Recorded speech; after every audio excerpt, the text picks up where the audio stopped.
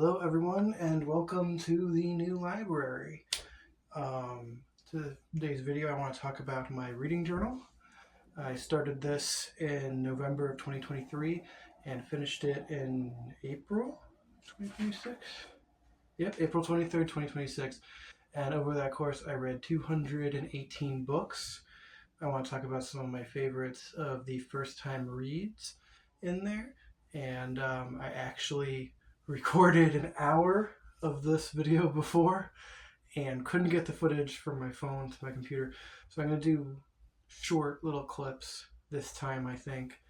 And it's going to be a speed run. I'm just going to go through and hit the ones that I really enjoyed and very brief synopsises. I'm not going to go any more in depth. If there is one that you think, oh hey, I'd like to hear more about this one specifically, in perhaps the same way that I went into the Musketeer cycle, let me know. And I don't get that many comments, so if you comment and you ask for that, you probably will get it. So the only book from 2023 that I really want to talk about is Noble House by James Clavell. This book kind of acts as the big crossover event of Clavell's novels. So this was his fourth one. The Noble House was introduced in Taipan. The the descendant of the shogun shows up, and then the protagonist of King Rat, his first novel, shows up as a semi-major character in this one. My favorite is still Shogun, but this one's pretty good too. So if you get into Clavell, I really enjoyed the first four of his novels. I'm going to try and read the next two at some point again, but I've tried and failed to complete them. Notable nonfiction. I am not going to go too much into depth into these, except to say that I enjoyed them. And yeah, we have Junji Ito's No Longer Human, which is an adaptation of a novel into manga. Junji Ito is very disturbing. His work is very disturbing. His stuff is all horror, and it's freaky. I started with Gyo, so I might suggest starting with that one and then like maybe Uzumaki. But this one is really interesting and depressing because the novel that it's based on is sort of based on the author's real life. Then I read LA Confidential, which is part of James Ellroy's LA Quartet. I think my favorite of the quartet is still the Black Dahlia, which I recently reread. But LA Confidential is pretty damn good. I in the last couple weeks, actually since I finished this reading journal, I have completed the LA Quartet, and I think it's really fascinating how he has characters that sort of cross over. And I'm gonna have to read it again without long gaps in between each of the books to really appreciate how those crossovers work. His stuff is kind of messed up, so I guess content warning. And then these are two from Valancourt Books. This is Telene, a bisexual erotica, we think at least partially written by Oscar Wilde. It reads like a Victorian melodrama that they occasionally have sex with, and I guess that's erotica. If you're a fan of modern erotica, there's not very much sex in here, but it's one of those things where I am always amazed when we have queer-centered literature from almost any time period in the past. So, good one. This one is kind of a murder mystery, The Mummy by Ricardo Stevens.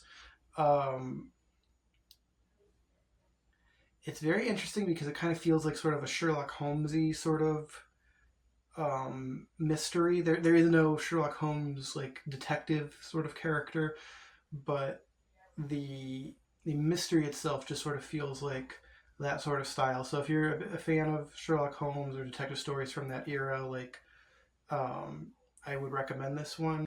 So then we have Book Talk Book, The Priory of the Orange Tree by Samantha Shannon. Wonderful sapphic romance in here. one like dragons fantasy. I really enjoy the world that she built, which is clearly based on like Edwardian England and like China and Japan, and how it really spans a universe. Umberto Eco's The Prague Cemetery.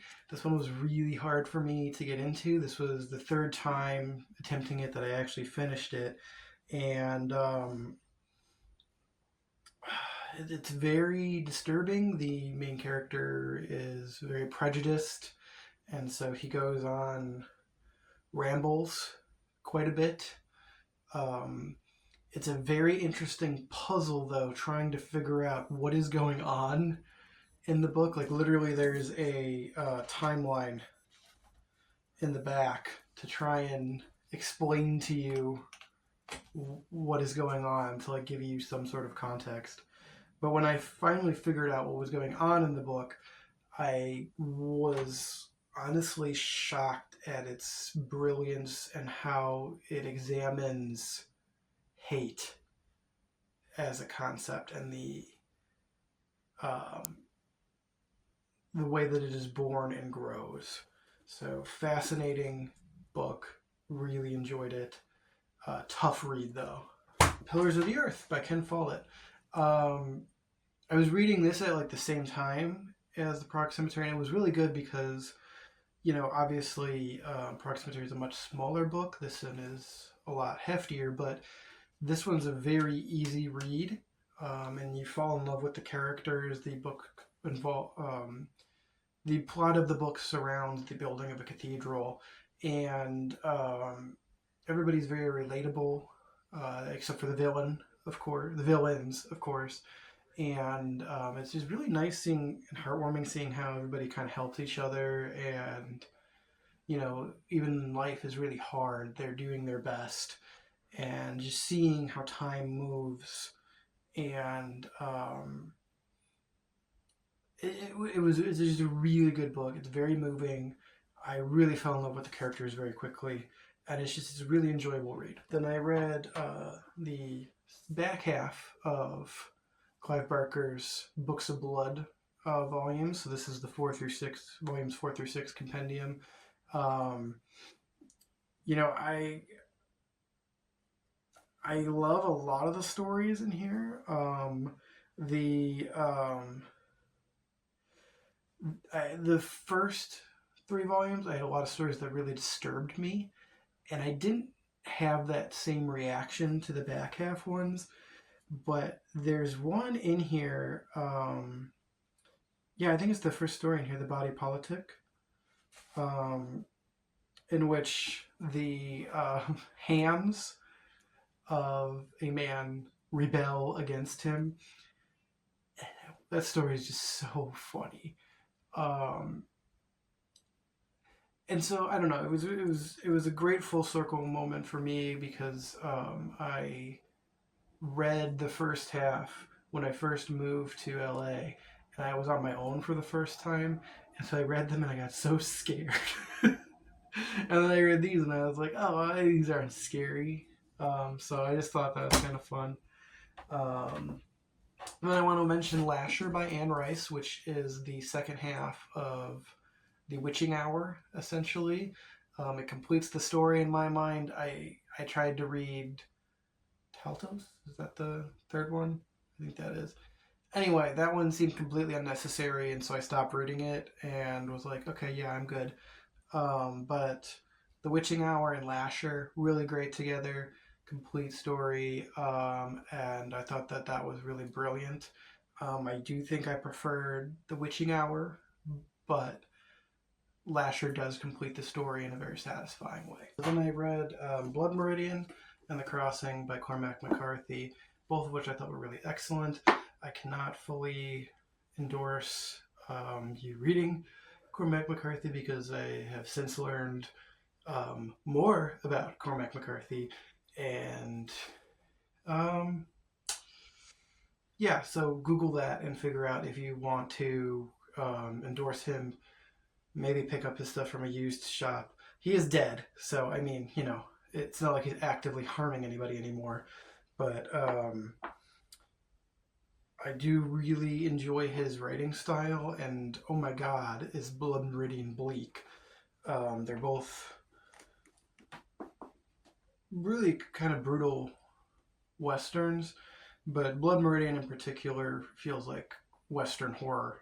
Um, so I really enjoyed them both, but yeah, I now have serious reservations about Cormac McCarthy as a person. The Hunger Games trilogy by Suzanne Collins.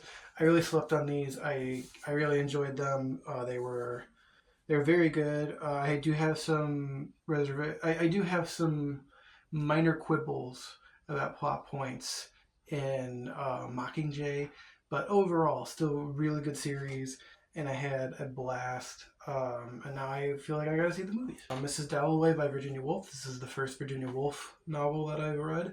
I thought it was a little difficult to get through, but I really was so interesting getting into Mrs. Dalloway's head, and I forget the soldier's name, probably on the back cover.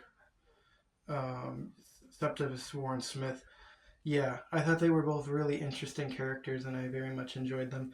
It was a bit of a difficult read. You had to be very focused, and also sort of like Blood Meridian, I kind of would check Wikipedia and like read the description of what was going on so that I like could kind of follow. Um, but it was a rewarding book. I was really glad I read it. I ended up just picking up this beautiful edition. I blind bought it. I think it was like my birthday or something, and I was like, all right, I'm doing it. Horror movie by Paul Tremblay. I came across Paul Tremblay because of A Head Full of Ghosts, and I've since read several of his other novels, and I really enjoyed them. I think this one might be my favorite. It's the story of the making of a horror movie. You get to read the script for the horror movie, and then they're doing a reboot. Well, the horror movie never actually came out. Only a few clips leaked online because of how the shoot ended. But they're doing a reboot, remake, I guess, in the present. And so the survivor of the first movie is consulted to play a part in the movie. I really like the binding too. It's very cool. La Morte de Arthur. I actually read this in two parts on Kindle. So Thomas Mallory. I did kind of struggle with this one. Obviously, it's quite long, but the other thing is the prose style is it's definitely an older book, and I enjoyed it. But also, he focused on some of the nights I don't care about as much. But I do think that this is a work that I will come back to. So then, Moonshine by Brian Azzarello. This is a pretty hefty graphic novel. It's about a gangster who comes to convince some bootleggers to sell to his Don, but the bootleggers are werewolves, and so it starts a war between gangsters and werewolves, and it's kind of an insane book. It crisscrosses Prohibition America, really good. I had a blast. It's very, very fun. So then the next books I want to talk about are Richard Wright's The Man Who Lived Underground and Black Boy. Black Boy is sort of his memoirs of life in the South and then in Chicago. And The Man Who Lived Underground is a novel that was published posthumously. Wright is most famous for Native Son. The Man Who Lived Underground feels like a more distilled version of Native Son, because in Native Son he has committed a crime. I mean, like, you understand why he kills someone. You totally understand why, and he still remains very sympathetic. But a Man Who Lived Underground is completely innocent, and the police, the police think he has committed a crime and are, yeah, it gets bad, and it's a gut punch. So these two are really interesting. Highly recommend. A moment ago, when I was talking about Telenay, and I was saying there's not really that much sex in it, and you might not even recognize it as erotica now. Well, I have got Anne Rice's Sleeping Beauty series here, so Claiming of Sleeping Beauty, Beauty's Punishment, Beauty's Release, and Beauty's Kingdom. And These are kind of like nuts. They are full on erotica. I haven't read anything quite like them. So Sleeping Beauty is awakened and then immediately stripped naked by her prince and taken to his S&M castle for some bondage and, shit like that. And it's really good. So Anne Rice wrote these under a pseudonym. These are probably her most horny books. I mean, like Anne Rice is a relatively horny writer in general, but these ones especially. And you see, this is like a big chunk when taken all together, which I'm glad she like broke it into pieces. So it ends up being very readable. And I want to talk about James Joyce's Dubliners. I've had trouble getting into Ulysses. I haven't made it through yet. I did make it through A Portrait of the Artist as a Young Man, and I wasn't hugely a fan. Um, so, but Dubliners, very readable, very accessible, and I enjoyed it so much. I was very moved by a lot of the different stories in there, and I highly recommend it. The Silmarillion, I finally made it through. This is probably my fourth or fifth attempt at it, and this time I kind of treated it as like reading it the way that I would Greek mythology or something like that, where I'm like, okay, you don't need to understand everything that's going on. Just plow through it, get through it, and you can always read it again and get more out of it. And I think that's really good advice for anyone who struggles with the Silmarillion. And what I ended up doing this time was I read the Silmarillion, and then I read the Hobbit, and then I read the Lord of the Rings back to back to back. And I didn't skip anything in Lord of the Rings, and that was such a moving experience to me. I really cannot recommend that enough. Um, so yeah, but if you're reading them for the first time, I would say read The Hobbit and then read The Lord of the Rings, and then try and tackle the Silmarillion. I don't think you should try and start with the Silmarillion. That's just going to frustrate you. Then I had actually thought I was reading this book before, because I had a Penguin edition that was marketed towards children, but it said complete and unabridged, so I assumed it was complete and unabridged. And Oh My Sweet Summer Child, I was wrong. About half the book was missing. And so when I finally read, the actual unabridged version, I was like, oh my God, this book is amazing. It's just as amazing as I thought it was as a kid. And I am so glad that I'm able to read the whole thing now. And it's just a wonderful novel. So then I want to talk about these Robert Bloch reprints by Valancourt Books. We have The Opener of the Way, Night of the Ripper, Pleasant Dreams, The Scarf, Midnight Pleasures, and Strange Eons. So for me, I think the first two are my favorites, The Opener of the Way and The Night of the Ripper. But they're all really good. Robert Bloch was the author of Psycho, so that's kind of his claim to fame. I fell in love with a story he wrote called Yours Truly, Jack the Ripper, that we read in grade school. And so I got The Opener of the Way because that was the collection in which he was originally published. And my God, I loved the other stories and they were so good. And then I guess this is kind of cheating because I had read The Night of the Ripper before. It was many years ago and I wasn't a huge fan of it. But reading it this time, I have since done a really lot of research on Jack the Ripper. And so I was really impressed because of that. I saw all the research that he had done and had put into it, and I thought it was really quite brilliant. Then also from Valancourt Books are these Philip Ridley books, Crocodilia, In the Eyes of Mr. Fury, and then his short story collection, Flamingos in Orbit. My favorite of the three, I think, is Crocodilia. They are all three very gay heavy. This one is about a teenage boy who is kind of caught between two lovers. There's a squatter next door who is obsessed with crocodiles, and is unfolding his life story in a series of letters hidden in a brick in the wall. Um, and then In the Eyes of Mr. Fury is the slow uncovering of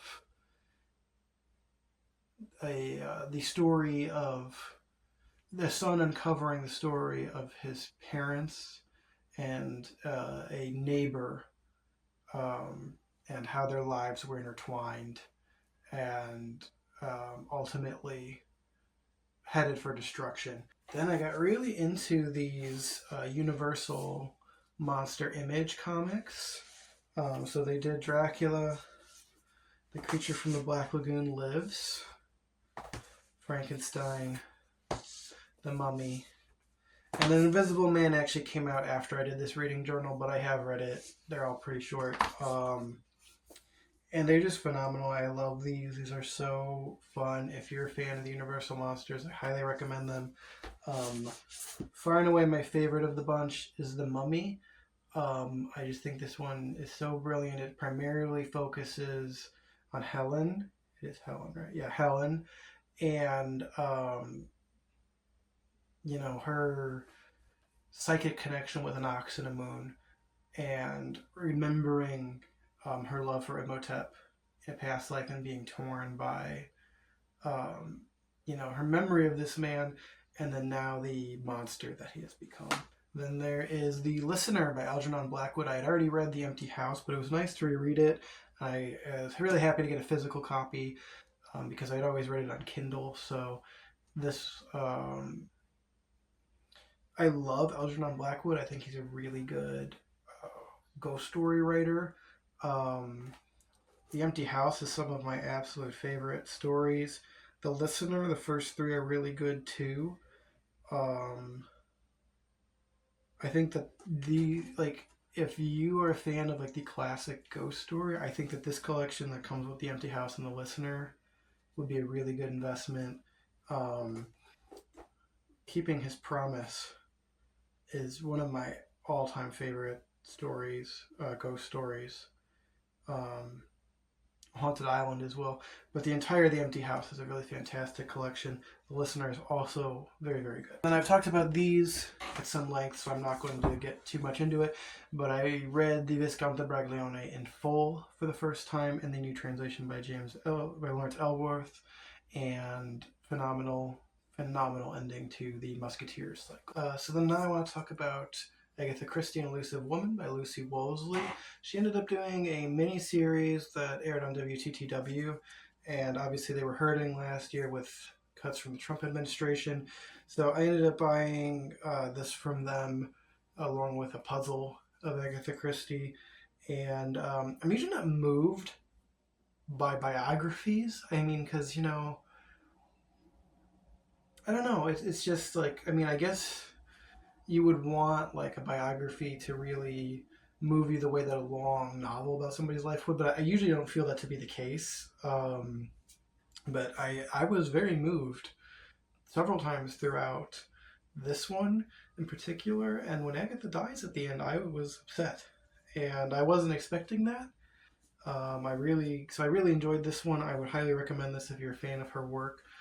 I thought it was really interesting seeing her work through that context of, her life. Just by looking at him by Ryan O'Connell.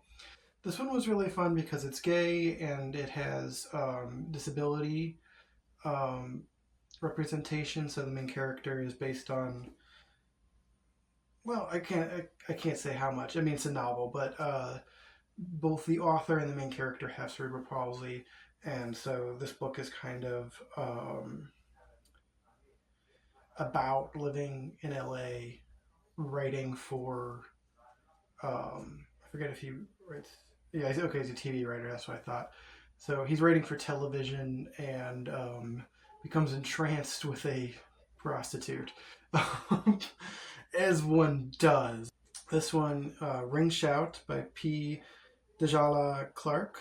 I think that's how you say his middle name. Apologies if I got that wrong. Oh my god.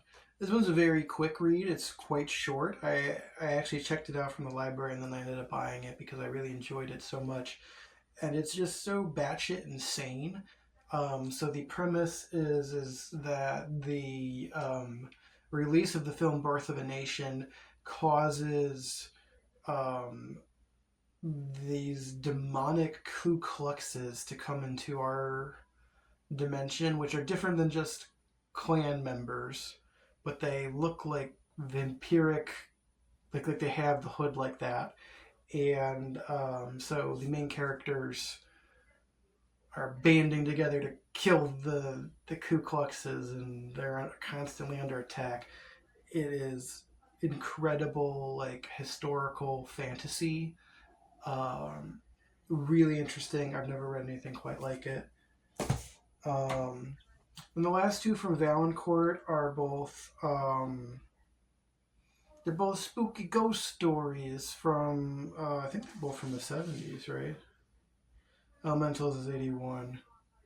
This one is 78. But so they came out within a few years of each other. So it's The Elementals by Michael McDowell, who wrote Beetlejuice and The Nightmare Before Christmas, and The Entity by Frank de Fileta. And I was reading these around the same time. They're both really good. They're very kind of different ghost stories. So The Elementals is about a house in Alabama, or not Alabama. No, yeah, Alabama's Gulf Coast. Okay. Yeah, on the coast of Alabama, and there's these three houses, and one of them is slowly being consumed by the sand of the beach, um, and something lives in there. It's very creepy. And then this one is about a woman who has an entity that violently attacks her and rapes her, um, like whenever she's alone. And so they're just trying to. She ends up like teaming up with a group of scientists to like try and stop this. Both are really harrowing. Obviously, you know, trigger warnings for the entity. There is, I mean, like she's being raped by a ghost. Like I mean, I don't. That's just kind of the premise of it. So there you go. All right. When we were on honeymoon in New York, we went to what is now the American Museum of Natural History, and used to be the New York Museum of Natural History, and Douglas Preston, who, I don't know if you can see this good, but there's an entire shelf of Douglas Preston Lincoln Child books right down here. Um, so at one point, he was one of my favorite authors. Anyway, he and Lincoln Child worked at the American Museum of Natural History, and Douglas Preston wrote this Dinosaurs in the Attic for them, which is kind of just sort of talking about some of their collections and like a history of it, and it's just really interesting. So I really enjoyed this one. Um, if you find the idea of hearing about dinosaur hunters feuding with each other, and how they got their meteorite. I don't know. There's a lot of really interesting stories in here. Hilary Mantel's Wolf Hall trilogy. Wolf Hall, Bring Up the Bodies, and The Mirror and the Light. They follow Thomas Cromwell, who becomes the main advisor to Henry VIII after Cardinal Wolsey dies. It's absolutely fascinating. I've never read historical fiction written in this way. It's very much in his consciousness, and I did find the style difficult to get into at the start. It's not always clear who's talking, where we're at, what's like going on in a scene, but that ephemeral quality creates something unique that I really latched onto and really enjoyed. So I would highly recommend these three books. Then we have these three horror stories. From Valancourt Books, we had The Night Walker by Thomas Tessier. It's a really interesting take on the werewolf. He's not exactly... Like, if you're looking for... He's for sure a werewolf. He definitely transforms. He definitely has fur. This is not really the book for you. This is kind of ambiguous. This is more like The Haunting of Hill House, where you can kind of interpret it either way. Very much ambiguity. Thomas Tessier just recently passed, actually. But anyway, it's a very short, quick read. Very good. A Game in Yellow by Haley Piper. This one is based on The King in Yellow and that sort of cosmic horror, but with a lesbian twist.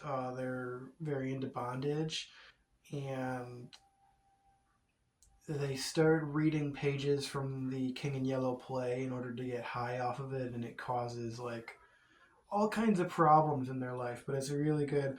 This is one that I checked out from the library and ended up buying it because I really enjoyed it that much. The Troop by Nick Cutter, which is a really interesting take on the zombie genre. It's a group of Boy Scouts who are going camping on this island when the Patient Zero zombie arrives and begins infecting them one by one. And so it kind of turns into very Lord of the Flies sort of situation. Very good.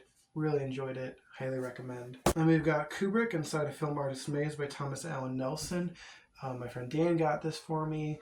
If you're a fan of Stanley Kubrick, this is a really interesting look into each of his movies, and looking at his process. So for me, this was really great. If you're not a Kubrick fan, I don't think you would enjoy it. This is not like an introductory text. This kind of assumes you've seen the movies that he's talking about. Then we've got King's Sorrow by Joe Hill, which was really great. I had a really good time. This edition is signed by Joe Hill. I don't know if you can see that very well. There you go. It is about a group of college students who end up summoning a dragon demon and then are forced to continue to give him lives each year.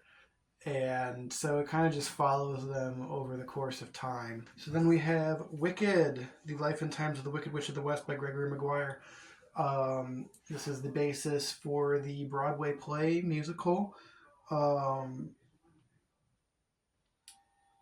This is a lot darker than the Broadway play.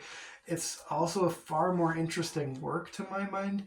I do enjoy what they did with the musical, but he makes some more interesting decisions in here that obviously wouldn't have translated well to a feel-good musical.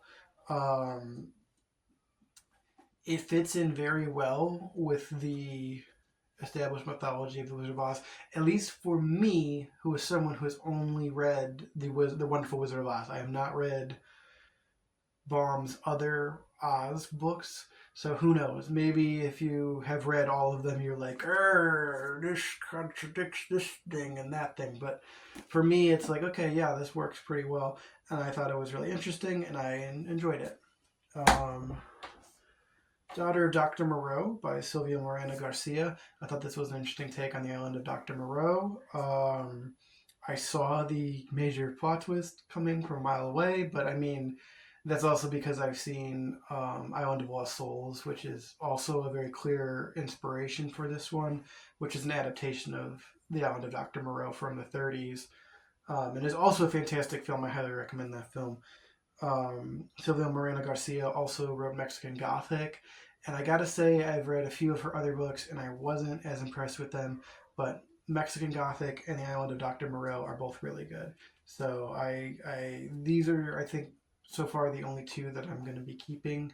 It's funny because I got this from a free little library.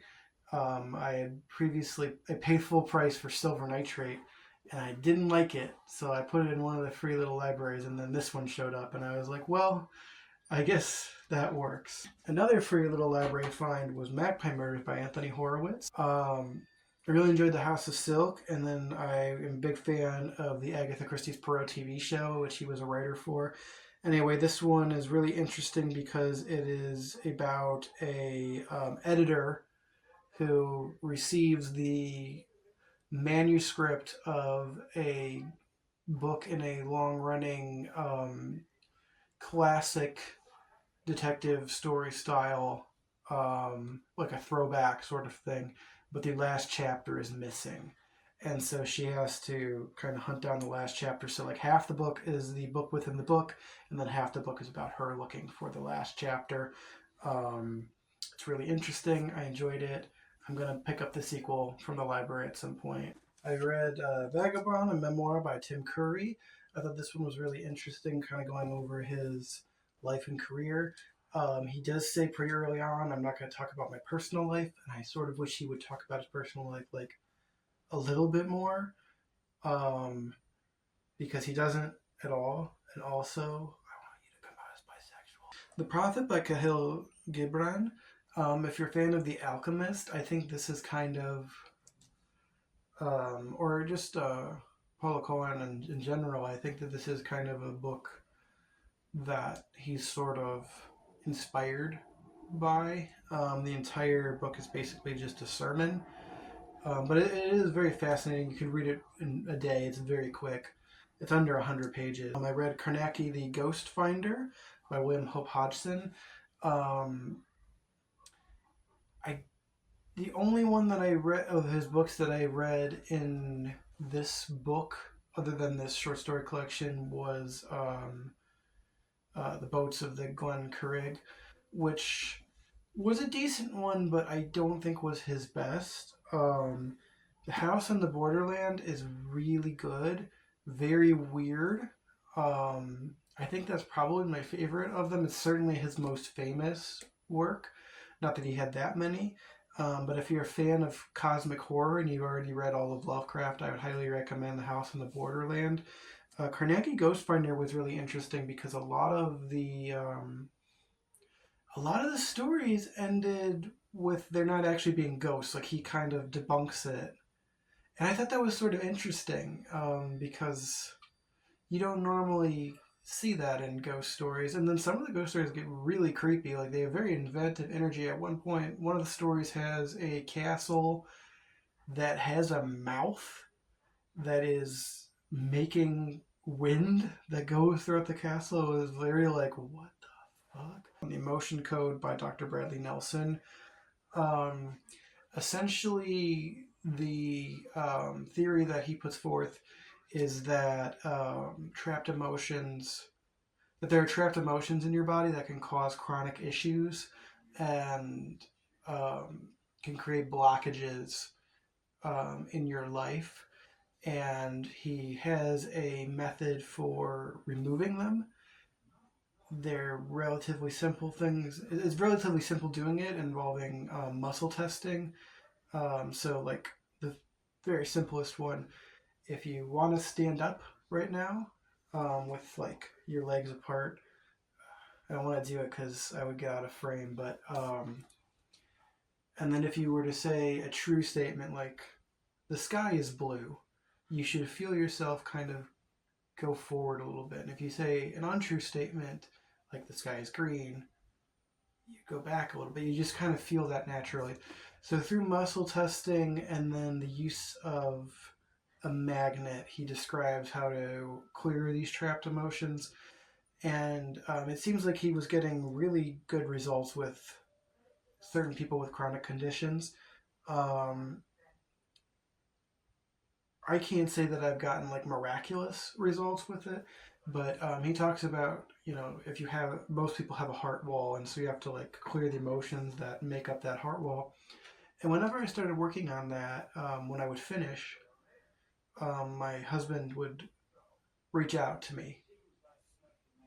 It happened multiple times without fail. Like, I would, if he was out of the house and I finished, he would text me, he would call me. It was immediate. It was within minutes. So I can't say that that wasn't just a coincidence or anything, but it felt like more than that to me. So then for the last 6 books that I had space for in this reading journal, what I decided to do was finish Agatha Christie's Miss Marple series, because I had finished Poirot in high school, but I hadn't done Marple in the same way. So of those 6, I'm only going to mention 3 of them. The Body of the Library, I thought, was an okay book overall, but the opening was so funny that I think it really showcases Agatha Christie's humor. So I highly recommend it for that. Like the whole first section is like a comedy routine, and it's so perfectly timed. It's just so funny. And then I don't have it here because Grandma's reading it, but A Pocketful of Rye is also really good. And then her last published novel, but she wrote it in the 40s, Sleeping Murder, was also really interesting. Um, I thought that all of those had really interesting premises, and yet were also very classic Agatha Christie. Um, so for me personally, if you're going to, I struggled getting into Miss Marple a little bit. So for me, the top three are The Tuesday Club Murders, A Pocketful of Rye, and Sleeping Murder. And now I've read all the Miss Marple books, so that's great. So that's my favorites of the 218 books that I read in this reading journal. So I'm going to just quickly go over the stickers that I have on here because I know that you wanted to know about the stickers. So this book actually, my friend Dan gave to me. He got a bunch of them for $1 each, I think. And so anyway, I've been using that one. So I've got the buy flag, which I got from a shop in Ohio when we went to see him. And then the rest of the stickers on the front I got from Michael's. It was just like a literary writing set, so I put those on. Then on the back, I got a sticker from Severin, and then Weirdos of NoHo was my husband Vinny, his artist group. When we lived in LA, they used to display their paintings at what was the name of the bar? It's right around the corner from us too. I can't believe I've forgotten the name of it. Lawless Brewery. That's what it was. So that was right around the corner from us. They used to do it every Wednesday. I don't know if they still do. I mean, I've been gone for over a year, but and there were fires, so Orbit DVD sticker, Raven Banner sticker. So those are just from video, like DVD movies sort of things that they send. What is this one? Oh, this is from Vinegar Syndrome. So same thing. This one is from Bucket of Blood, which is a Chicago bookstore. I've only been there once, but we went around Christmas and I splurged. I got a bunch of stuff. I cheated a bit. Oh, I didn't mention that I read the first two Heated Rivalry books. Well, whatever. I could talk about those next time if I decide to buy them. And then my best friend from high school, Ricardo, his daughter Autumn gave me this Cookie Monster sticker. So I put it on my forehead, and then I went home and I forgot that I had it on. So I sat down to lunch, and Mom was like, "Why do you have Cookie Monster on your head?" Well, anyway,